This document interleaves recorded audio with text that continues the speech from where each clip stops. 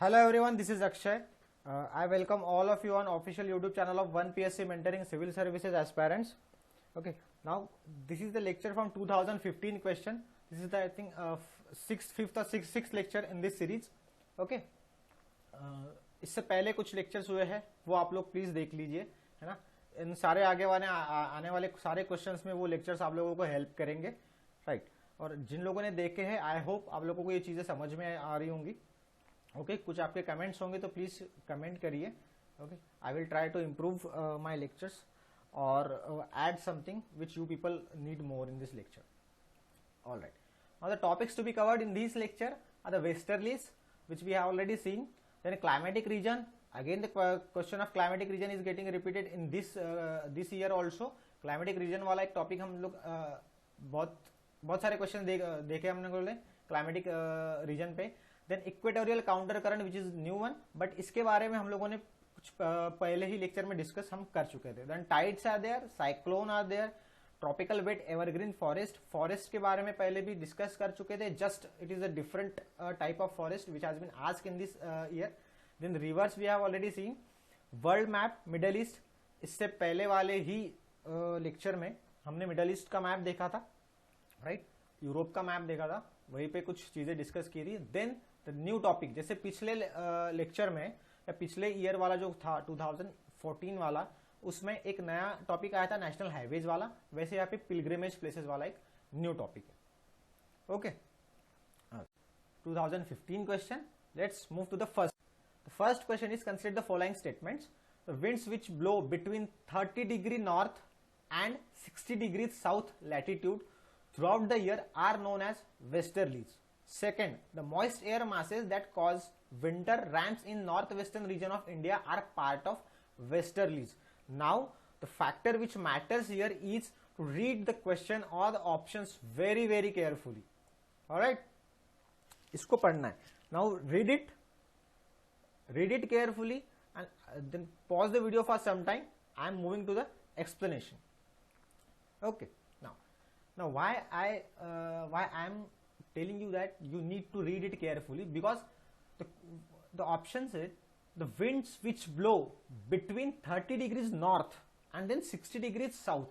They are not asking 30 degrees north and 30 degrees south. They are asking 30 degrees north and 60 degrees south latitude throughout the year are known as westerlies, right. तो यहाँ पे कुछ गड़बड़ है, ये confuse करने के लिए या फिर हाँ मतलब कंफ्यूज करने के लिए ही इस तरीके का ऑप्शन यहाँ पे यूज किया. Then second is the moist air masses that causes winter rains in north western region of India are part of westerlies. ये जो स्टेटमेंट है इसके लिए कुछ एक वर्ड है जो आप लोगों को शायद याद आ रहा होगा, तो आप लोग बता सकते हो, right. Now let's see its answer. Its answer is B. Now see why. Where are westerlies? These are westerlies 30 degree to 60 degree south, then again 30 degree to 60 degree north, है ना. तो ये 30 डिग्री टू 60 डिग्री इस तरीके का ये question में पूछा है, फ्रॉम हियर टू हियर. तो ये तो वेस्टर्ली वाला पार्ट है नहीं, है ना. यहाँ पे ट्रेड विंड्स होते हैं, राइट. तो पहला ऑप्शन गलत है. Now the western cyclonic disturbance, this is the keyword for the statement given in the second option. The western cyclonic disturbance are the weather phenomena of winter months brought in by the westerly flow from the Mediterranean region. तो next question again climate वाला question है ना. कुछ characteristics इसके mention किए गए ये statement में. ईच डे इज मोर और less the same. The morning is clear and bright with sea breeze and the sun climbs high in the sky. Heat mounts up, dark clouds form, then rain comes with thunder and lightning, but the rain is soon over. क्या कहता है? कुछ एक दिन होता है जो मोर और लेस सेम ही होता है. मॉर्निंग क्लियर होती है, ब्राइट होती है, सी ब्रीज होते हैं, sun climbs high in the sky, temperature बढ़ता है, डार्क क्लाउड फॉर्म होते हैं. टेम्परेचर बढ़ता है मतलब क्या है? अगर वहां पे फिर इवापोरेशन होता है तो फिर डार्क क्लाउड्स फॉर्म होते हैं. डार्क क्लाउड्स फॉर्म होते हैं तो फिर प्रेसिपिटेशन होता है with thunder and lightning, but the rain is soon over. जल्दी से ही वो रेन खत्म हो जाता है, बहुत थोड़ी देर के लिए होता है. Now which of the following region is describe in the above passage? Savanna, equatorial, monsoon और मेडिटेरियन, राइट. सोचना आप लोगों को. Now I am moving explanation. Now its answer is B. Equatorial climate is characterized by consistently high temperature with plentiful precipitation, heavy cloud cover and high humidity with very little annual temperature variation. Wet equatorial regions lie within about 12 degree latitude of equator. ठीक है, अभी यहाँ पे जो इस map में जो mention किया है थोड़ा ब्लर है बट स्टिल यूजफुल है. सारे क्लाइमेट्स यहाँ पे मेंशन किया. अगर लोकेट करने के लिए आप लोगों को कुछ पूछा जा रहा है कहाँ पे, है ना, तो यहाँ पे आप लोकेट कर सकते हो. ये जितने भी क्लाइमेट्स यहाँ पे मेंशन है, क्या क्या कैरेक्टरिस्टिक्स है, अगर इसके सारे कैरेक्टरिस्टिक्स अगर आप लोगों को याद नहीं रहते, अगर पता नहीं है, तो you should know at least one very very important characteristics of that particular climatic reason, right. तो वो अगर ऑप्शन आप लोगों को मिलता है वहां पे, तो आप उसका आंसर दे सकते हो. At least one important characteristics of each climatic region, okay, और various climatic types. Okay, into the next question, what explains the eastward flow of equatorial counter current. जो equatorial counter current एक जो नई चीज है, एक कंसेप्ट है, उसका ईस्टवर्ड फ्लो होता है, तो वो क्यों होता है. Now you should know where is the equatorial counter current. As it name suggest, equatorial counter current तो इक्वेटर के आसपास ही होगा, राइट. नाउ ईस्टवर्ड फ्लो होता है. अगर इक्वेटर के आसपास है तो इसका क्या मतलब है, इक्वेटर के आसपास क्या होता है, ट्रेड विंड्स होते हैं, वो कहां से कहां मूव करती है, ईस्ट साइड से वेस्टवर्ड मूव करती है. But this equatorial counter current, it name says counter, उसके अपोजिट ईस्ट साइड इसका फ्लो होता है. तो वो क्यों होता है, right. What is the reason behind this. The earth rotation on its axis, convergence of two equatorial currents, difference in salinity of water, and then occurrence of the belt of calm near equator. Calm near equator मतलब ITCZ की बात जैसे हम करते हैं, right. तो इसमें से कौन सा ऑप्शन है, कौन सा रीजन है ये eastward flow of equatorial counter current के पीछे, right. Okay, now let's see its explanation. आप लोगों में से काफी लोगों को ये पता भी होगा ना. Now see, where is equatorial counter current.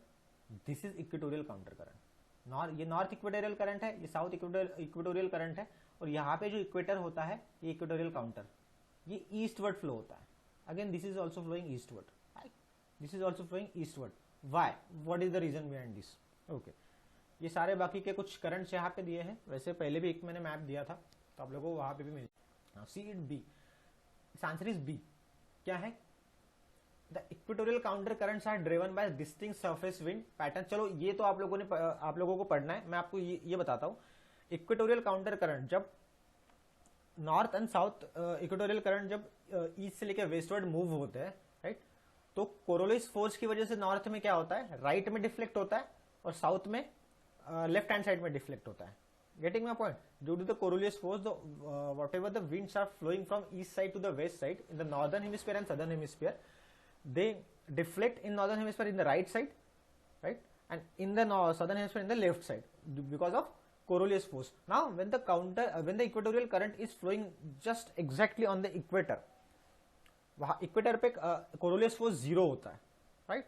तो उसको कोई फोर्स मूव नहीं करता है, ना ही राइट में डिफ्लेक्ट करता है, and neither nor it is deflecting it in the left hand side.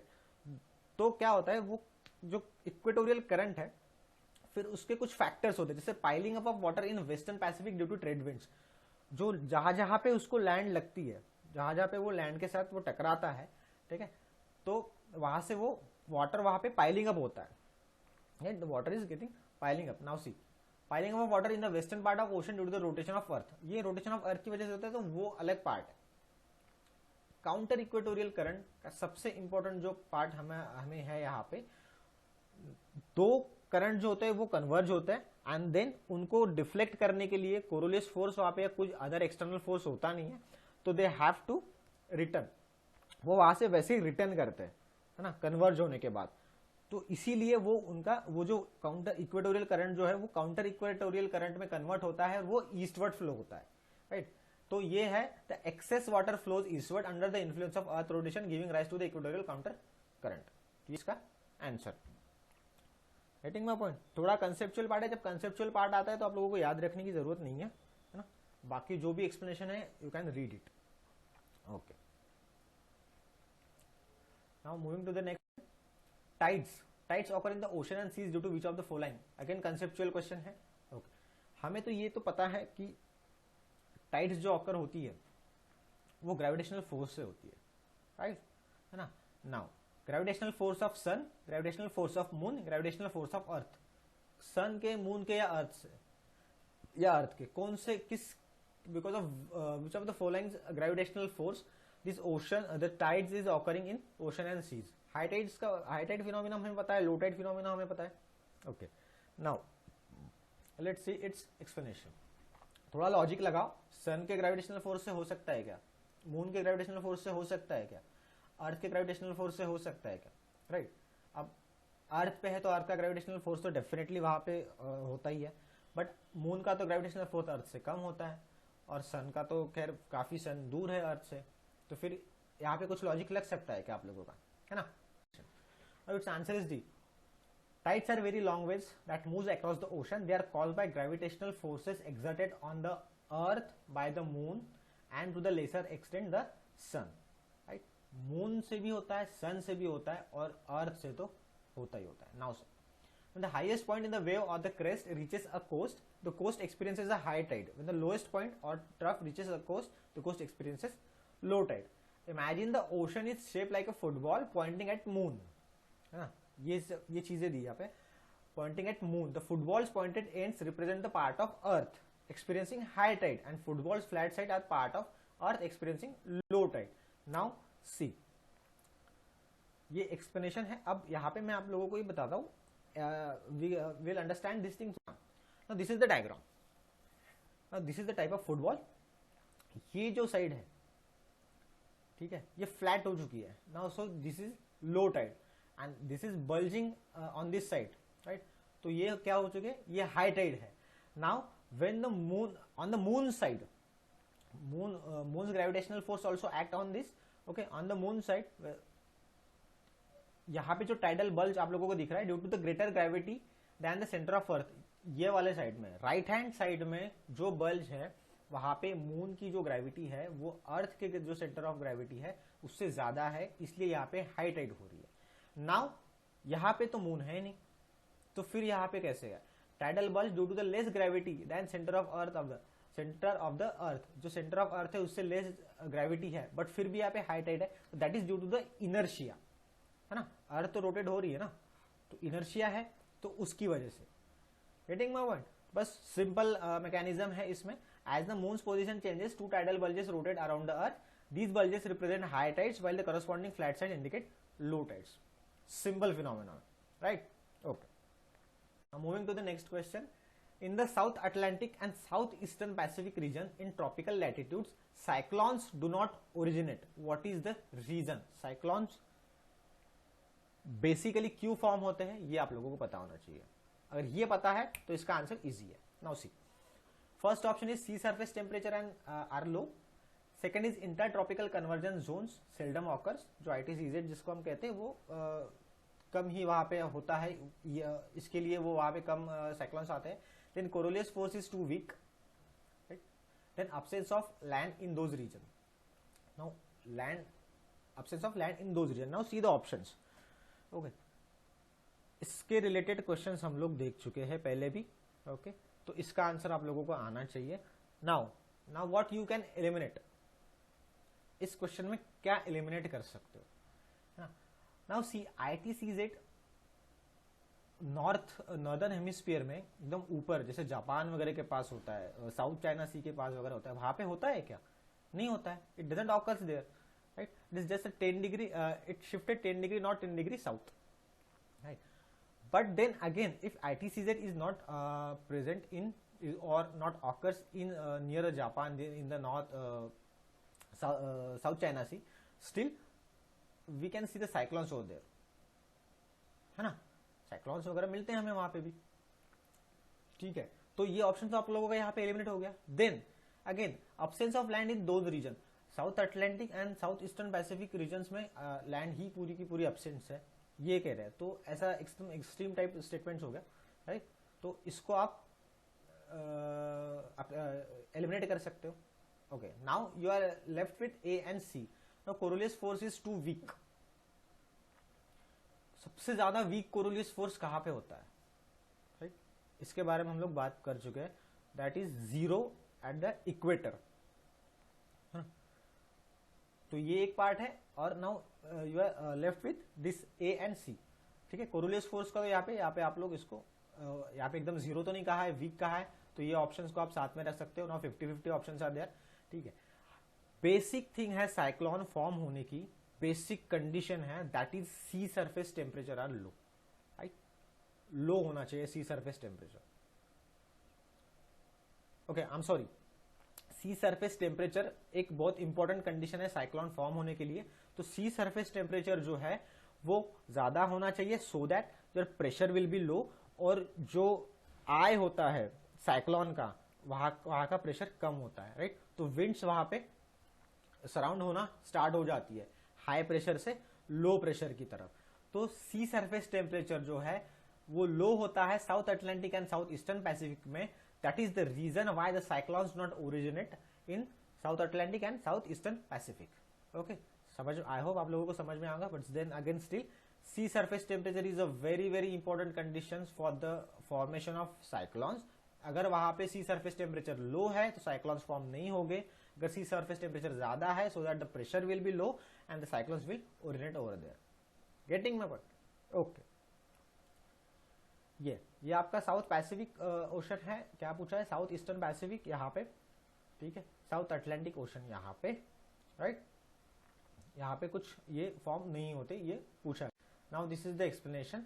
ये सारी कंडीशन है। Large sea surface with temperature higher than 27 degree Celsius, presence of Coriolis force is important, small variation in vertical wind speed, pre existing weak low pressure area और low level cyclonic circulation, then the upper divergence about the sea level system. ये सारी conditions है वो उसके लिए important होती है। और जो प्रोसेस है साइक्लोन फॉर्मेशन का उसको साइक्लोजेनेसिस कहते हैं। ओके, साइक्लोन्स कैसे मूव होते हैं? Anti clockwise in northern hemisphere and rotate clockwise in southern hemisphere. तो ये कुछ बेसिक थिंग है साइक्लोन्स के बारे में। ओके, आने वाले इसमें और भी साइक्लोन्स की हमें चीजें आएंगी। जैसे अभी जो साइक्लोन्स की बात हुई थी, अभी साइक्लोन आया था, अभी साइक्लोन जो अभी आज के डेट में, आई थिंक आज ही के डेट में, आई थिंक इट्स 26 ना, या आज ही की डेट में जो साइक्लोन यहाँ से वो यहाँ पे लैंडफॉल करेगा ऐसा प्रेडिक्शन है ईस्टर्न कोस्ट पे, है ना। तो अगर इस तरीके के साइक्लोन्स अगर जो आते हैं, जो काफी सीवियर साइक्लोन्स हो जाते हैं, तो साइक्लोन पे कुछ क्वेश्चंस बन सकते हैं। साइक्लोन यास उसको कहा गया है, तो ये नाम कौन देते हैं? ताउते साइक्लोन आया था वेस्टर्न साइड में हमारे इंडिया की, अभी कुछ ही दिन पहले, काफी ज्यादा उसने मतलब डिस्ट्रक्शन किया था, राइट। तो ये जो वेरियस नेम्स है साइक्लोन्स के, तो इसकी क्या प्रोसेस है नेमिंग करने की, ये सवाल पूछा जा सकता है। ओके, तो आगे जब भी क्वेश्चंस कुछ आएंगे साइक्लोन्स के बारे में हम एक एक देखते रहेंगे। Now which one of the following pairs of the state of India indicates the easternmost and the westernmost state? बहुत सिंपल क्वेश्चन है, बहुत ही सिंपल क्वेश्चन, इसका कुछ एक्सप्लेनेशन की जरूरत नहीं है। Its answer is Arunachal Pradesh and Gujarat, right. Answer is D. The map is given here. Okay, then moving to the next question, consider the following rivers. Rivers वाला क्वेश्चन है, Vamsadhara, Indravati, Pranhita and Penner. Which of the above are tributaries of Godavari? Godavari river की कौन सी tributaries है? Now Godavari is very important river of peninsular India, right. इसको in fact Dakshin Ganga भी कहते हैं। तो इसकी जो ट्रिब्यूटरीज है वो हमें पता होनी चाहिए already. Now Vamsadhara, Indravati, Pranhita and Penner. Now moving to its explanation. आप लोगों को सोचना है, इसका आंसर शायद आप लोगों को आता भी होगा, इजी क्वेश्चन है।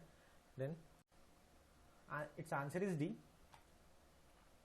Now major tributaries of the river include Purna जो साउथ में आती है, Pravara, Indravati, Manjira river, Bindusara river, Sabari river, Wainganga and Wardha river, right. Pranhita is name given to the combined flow of rivers Wardha and Wainganga. इन लोगों को, इन दोनों का जो होता है, ये जब बहती है तो उसको प्रणहिता कहते हैं, कंबाइंड जब बहती है तो।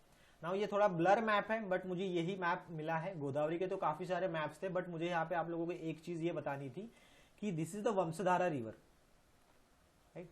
ये किसी की ट्रिब्यूटरी है नहीं, ये इंडिपेंडेंट फ्लो करती है और बे ऑफ बंगाल में जाके मिलती है, राइट। तो कहीं पे किसी की ट्रिब्यूटरी वगैरह है नहीं है। ओके, तो इसी के लिए मैंने ये मैप यहाँ पे चुना है। वैसे गोदावरी रिवर ये पैनगंगा, वर्धा, राइट, मंजीरा, देन इंद्रावती, राइट, ये निजाम सागर है यहाँ पे डैम। तो उस पर कौन से डैम्स भी आते हैं वो भी इंपॉर्टेंट है। और अभी जैसे कुछ क्वेश्चन इससे पहले भी पूछे गए थे कि कौन सी रिवर अरुणाचल प्रदेश से फ्लो होती है, उससे पहले एक हमें क्वेश्चन मिला था हिमाचल से फ्लो होती है। Now this can be as कि गोदावरी कौन से स्टेट से फ्लो होती है, गंगा कौन से स्टेट से फ्लो होती है। तो इस तरीके के क्वेश्चन बन सकते हैं। Now what is Pennar? Pennar is here, this is the Pennar river. Okay, तो गोदावरी से इसका कोई मतलब नहीं है क्योंकि कृष्णा से नीचे है। ओके, तो पेन्नार और वंशधारा इसको आप एलिमिनेट कर सकते हो, बाकी आप लोगों की इसकी ट्रिब्यूटरीज है। Now moving to the 8th question, again factual question. In India steel production industry requires the import of, किस चीज का इंपोर्ट स्टील इंडस्ट्री को लगता है? Very factual question. सबसे ज्यादा अगर आप लॉजिक भी लगाते हो तो स्टील इंडस्ट्री के प्रोडक्शन के लिए हमें कोल लगता है, बट जो कोल है हमारे यहाँ पे वो इतना इफिशिएंट नहीं है। जो कोकिंग कोल हमें लगता है वो हमें इंपोर्ट ही करना पड़ता है, राइट। तो यहाँ का इसका आंसर वैसे कोकिंग कोल है। ऑलमोस्ट फैक्चुअल क्वेश्चन, कहीं पे न्यूज में रहा होगा ये चीज। ओके, अगर एनसीईआरटी में भी पढ़ते हो इसकी तो आप लोगों को इसका आंसर मिल जाएगा। Okay, in a particular region in India, local people train the roots of living trees into robust bridges across the streams. As the time passes, these bridges become stronger. These unique living root bridges are found in, कहाँ पे found करते हैं? काफी famous चीज है ये living root bridges वाली ना, बहुत बार न्यूज में आती है। एक वंडर जैसी एक चीज है। ओके, तो आई होप कि आप सब लोगों को इसका आंसर पता होगा। अगर नहीं पता है तो हम लोग इसको डिस्कस करते हैं, कोई बात नहीं है। In a particular region in India, local people क्या करते हैं? Local people train the roots of living trees into robust bridges across the streams. As the time passes these bridges become stronger. These unique living roots bridges are found in Meghalaya. Okay, तो ये living root bridges होते कैसे? These are the living root bridges. हाँ, यहाँ से भी ये bridges आते हैं, ये साइड से आते हैं कुछ, अगर ये ऐसा छोटी रिवर वगैरह है तो ये साइड से आते हैं, ये साइड से आते हैं, दोनों मिल जाते हैं वहां पे। तो फिर वो एक टाइम बाद बहुत स्ट्रांग हो जाता है। तो वो एक लिविंग वहां पे फिर कुछ आर्टिफिशियली भी ये लोग करते हैं वहां के पीपल जो होते हैं वो, राइट। तो ये लिविंग जो रूट्स है इस पे थोड़ा बहुत मिट्टी वगैरह डाल के तो ये रूट्स बन जाते हैं, ये नेचुरल रूट्स होते हैं। Okay, living root bridges is a type of simple suspension bridge form of living plant roots by the tree shaping. They are common in southern part of northeast Indian state of Meghalaya. Okay, all right, simple सी चीज है और काफी। Now moving to the 10th question, consider the following states: Arunachal Pradesh, Himachal Pradesh and Mizoram. तीन state आपको दिए। In which of the states do the tropical wet evergreen forest occur? Read it again, tropical wet evergreen forest occur कहां पे मिलता है? इन ये जो तीन स्टेट है यहां से। Now see its explanation. The tropical wet evergreen forest are found on the eastern and the western slopes of the Western Ghats. The states where these forest are predominantly identified are, यहाँ पे आप लोगों को states दिए हैं: तमिलनाडु, केरल, कर्नाटक, महाराष्ट्र, आसाम, अरुणाचल प्रदेश जो हमारे option में है, then Nagaland, Tripura and then again Meghalaya is in option, then West Bengal and Andaman and Nicobar. तो ट्रॉपिकल तो ये वेट वाले फॉरेस्ट है, ये रेन फॉरेस्ट टाइप, ये यहाँ पे आप लोगों को दिया है, राइट। ये वाली चीज, ये एनसीईआरटी वाला मैप है। तो एनसीईआरटी वाले मैप से भी आप लोगों को काफी चीजें क्लियर होगी। थोड़ा बहुत डीप में पूछा जाता है तो उसके कुछ वेरियस टाइप्स होते हैं, जैसे ये एवरग्रीन फॉरेस्ट वाला है तो फिर ट्रॉपिकल वेट एवरग्रीन है ना, फिर deciduous tropical deciduous forest various, ये अलग पार्ट है इसका, ठीक। Then mountain forest, mangrove forest, tropical thorn forest, जितने भी वेजिटेशन वाला पार्ट होगा, जितने भी टाइप्स होंगे फॉरेस्ट के हमें एनसीईआरटी में मेंशन किए गए हैं, आप लोगों को उसको पढ़ना है। वो कहाँ पे हमें मतलब मिलते हैं, कहाँ पे we can found this forest, we need to locate this in a separate map. Okay, आप अपना खुद भी एक ब्लैंक मैप बना सकते हो, उसमें आप सारी चीजें लोकेट करके रख सकते हो। जैसे जो बाकी के मैप्स एनसीईआरटी में वगैरह है वो काफी डीप में नहीं दिए हैं, तो आप अपना खुद का एक मैप, देन उसमें you can locate this things. Okay, so Arunachal Pradesh and Meghalaya. Next question, which of the following countries of Southwest Asia does not open out to the Mediterranean Sea? ठीक है, map based question. Okay, Mediterranean के बारे में हम लोगों ने climate के बारे में पढ़ चुके हैं, और वहाँ के टर्की के बारे में एक क्वेश्चन इससे पहले आया था कि कौन से दो सी के बीच में वो टर्की लोकेट करता है ना। तो इसमें से ना Syria, Jordan, Lebanon and Israel, among these four option which does not open out to the Mediterranean sea. ठीक है, नाउ मैप पता होना चाहिए आप लोगों को। आप मैप निकालो, उसको लोकेट करो, ठीक है, अभी ही लोकेट करना है, बाद में फिर भूल जाओगे, बस लेक्चर देखने के लिए नहीं देखना है ना, उसको लोकेट भी करना है, कुछ ना कुछ होमवर्क भी करते रहना है, साथ साथ में कुछ रनिंग नोट्स अगर हो तो वो भी लेते रहना है। Now its answer is B, Jordan. Jordan is landlocked except at its southern extremity where nearly 26 kilometers of shoreline along the Gulf of Aqaba provide access to the Red Sea. Right? यहाँ पे ये Jordan है, ये जो point दिख रहा है यहाँ पे अकाबा वाला, ये गल्फ ऑफ अकाबा है, जस्ट इतना ही, ये 26 किलोमीटर का जस्ट पार्ट है जो ओपन होता है यहाँ पे रेड सी के पास, है ना। Now C, gulf of Aqaba वाला एक इससे पिछले साल वाले 2014 में एक हम लोगों ने ऑप्शन देखा था, है ना, गल्फ ऑफ अकाबा वाला। तो मैंने आप लोगों को कहा था कि इसके रिलेटेड कुछ क्वेश्चंस पूछे जा सकते हैं। तो सिर्फ क्वेश्चन का आंसर जो है वो करेक्ट ऑप्शन देख के उसको बाकी के ऑप्शन छोड़ना नहीं है, बाकी के ऑप्शंस भी हमें देखना है क्योंकि वो कहीं ना कहीं पे इंपॉर्टेंट होते हैं, कहीं ना कहीं पे न्यूज में होते हैं, है ना। तो इसीलिए वो ऑप्शंस डालते हैं ताकि आप लोग कंफ्यूज हो सके, और आगे के जो साल के लिए जो होते हैं वो ऑप्शंस इंपॉर्टेंट हो जाते हैं हमारे लिए। तो विथ ऑप्शंस ऑल्सो आप लोगों को उस पर भी फोकस करना है। सो जॉर्डन इज लैंडलॉक एक्सेप्ट, सिर्फ 26 किलोमीटर का जो पार्ट है वो यहाँ पे गल्फ ऑफ अकाबा से रेड सी को ज्वाइन करता है। Right, to the next question, in India in which one of the following types of forest is teak a dominant tree species. जो टीक है वो डोमिनेंट ट्री स्पीसीज है। इससे पहले हम लोगों ने ओक का, रोडोज का, है ना, सैंडलवुड का एक क्वेश्चन देखा था। नाउ टीक के बारे में आप लोगों को क्वेश्चन पूछा जा रहा है। राइट, टॉपिक वही है ट्रीज वाला, बट फिर से एक वेरियस एक ट्री के साथ ये लोग आ गए। राइट, similar questions तो हो गए नहीं, the questions not exactly will get repeated. Right, now the first is the tropical moist deciduous forest, second is tropical rain forest, third is tropical thorn scrub forest and fourth is the temperate forest with grassland. इसमें से कहाँ पे मिलता है teak हमें? Actual question याद ही रखना पड़ेगा इस तरीके के क्वेश्चन आप लोगों को। Answer is A, the moist deciduous forests are found along the foothills of Himalayas, eastern slopes of western Ghats and Orissa. Moist deciduous forests are mixture of trees and grasses. Moist deciduous की बात हो रही है यहाँ पे। These forests are found in areas of moderate rainfall of 100 to 200 centimeter per annum. तो ऐसे forest कहाँ पे मिलते हैं, कितना रेनफॉल होता है? Now temperature is about 27 degree Celsius, then the relative humidity of 60 to 75%। ये चीजें भी पता होनी चाहिए। What are the conditions for the particular type of forest. Then teak, sal, shisham, hurra, mahua, amla, semul, Kusum and sandalwood etc. are the main species of the moist deciduous forest. These are the trees. इसको याद रखना है। The tropical moist deciduous forests are found in the Sahyadris, the northeastern parts of peninsula and along the foothills of Himalayas. Teak and sal are found in this forest. Right? Moist deciduous forest is different part. Then tropical moist deciduous forest is different part. Just as far as the region is concerned, वैसे characteristics तो इसके एक ही रहेगा। Now, consider the following pairs. Places of pilgrimage. Pilgrimage पे एक question आया था, ये इंट्रोडक्शन में हमने बात की थी। Then location. Now Srisailam, Nallamala hills, Omkareshwar, Satmala hills and Pushkar Mahadev hills. Mahadev hills के बारे में हम लोगों ने पहले भी एक क्वेश्चन दिया, तो महादेव हिल्स कहाँ पे लोकेट करती है ये आप लोगों को पता होना चाहिए। Then again Pushkar is very very famous pilgrimage site. Omkareshwar is also very famous and ये सारी की सारी जो तीनों भी साइट्स है वो काफी फेमस है। जस्ट आप लोगों को बस एक चीज पता होना चाहिए कि ये हिल्स कहाँ पे लोकेट करती है ना। तो ये फेमस अगर पिलग्रिमेज साइट है, साइट्स है, तो ये हमें पता होनी चाहिए। अब ये तीनों भी चीजें हैं आगे कहीं ना कहीं पे न्यूज में रही होंगी उस टाइम। ओके, नाउ इसका आंसर देखते हैं हम लोग।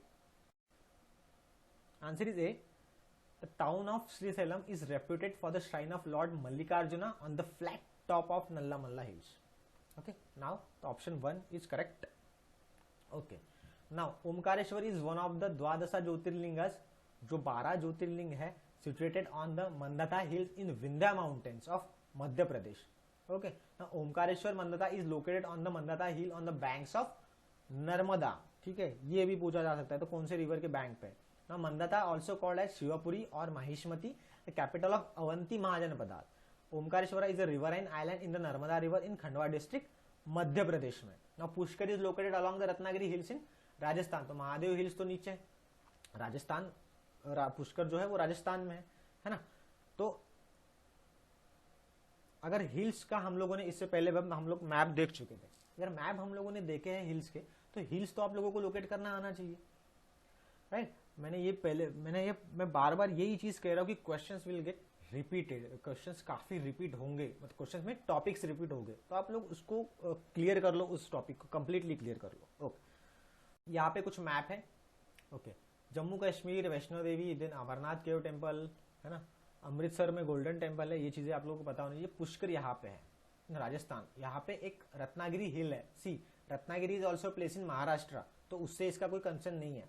ये Ratnagiri hill different thing, the Ratnagiri district in Maharashtra is a different thing, है ना। इसमें कुछ कंफ्यूजन हो सकता है, कंफ्यूजन वाला क्वेश्चन अभी आएगा आगे के कोई आने वाले ईयर्स में, तब मैं आपको वो चीज बताऊंगा। ठीक है, पुष्कर, ठीक है, ये श्रीशैलम यहाँ पे, भद्राचलम जो सारी की बात हम लोगों ने किया था कुछ पिछले वाले लेक्चर में, या हाँ पिछले वाले लेक्चर में शायद, तो ये यहाँ यहीं पे ये यहाँ पे वो मिलती है। ठीक है, तो ये सारे पिलग्रिमेज वाली साइट्स है। Now see, Nallamala hills, okay, then Satpura range, then Vindhya range, Bundelkhand, ये राजस्थान वगैरह, यहाँ पे जो है वो कहीं पे आपकी वो रत्नागिरी हिल्स आप लोगों को मिलेगी ना। महादेव हिल्स यहाँ पे है आपकी, राइट, कैमूर हिल्स यहाँ पे। तो हिल्स वाली चीजें, अब मैंने आप लोगों को 2-3 मैप्स दिए हैं हिल्स के, तो वो वाली चीजें आप लोगों को पता होनी चाहिए, उसको लोकेट करके रखिए। 2-3 जो मैप्स है उसको कंसोलिडेट करके आपके एक मैप पे बना दीजिए। Okay, now this was the last question in this lecture. Okay, question समझ में आए होंगे, राइट। तो ये चीज मैंने पहले भी बताई थी, हर लेक्चर में आपको लोगों को ये बता रहा हूँ कि आप लोग इसका बेनिफिट ले सको। Free art and culture test module है, सिर्फ टेस्ट सॉल्व करो आर्ट एंड कल्चर की, कोई दिक्कत नहीं है। टेस्ट पे टेस्ट, जितने एमसीक्यूज सॉल्व कर सकते हो उतने एमसीक्यूज सॉल्व करो। ऑलमोस्ट सिलेबस तो आप लोगों ने कंप्लीट कर ही चुके थे, आप लोग जो सिलेबस बाकी है उसको भी कंप्लीट करते रहो और टेस्ट सॉल्व करते रहो, जितने एमसीक्यू सॉल्व। पॉलिटी के एमसीक्यूज का पैकेज है यहाँ पे 750 MCQs with 8 test. Then history NCERT MCQ, सारी एनसीईआरटी क्लियर हो जाएंगी एकदम डिटेल में, सारा डिटेल एक्सप्लेनेशन है, तो फिर क्या जरूरत है, क्या टेंशन है आप लोगों को। 600 एमसीक्यूज है सिर्फ हिस्ट्री के, है ना। एनसीईआरटी भी है, कंप्लीट स्पेक्ट्रम भी है, सारी स्पेक्ट्रम की अगर चीज बुक आप लोगों ने पढ़ी होगी तो वो सारी स्पेक्ट्रम यहाँ पे क्लियर हो जाएंगी। लक्ष्मीकांत पढ़ी होगी तो लक्ष्मीकांत क्लियर हो जाएंगी। एनसीईआरटीज है पॉलिटी के, वो क्लियर हो जाएंगे।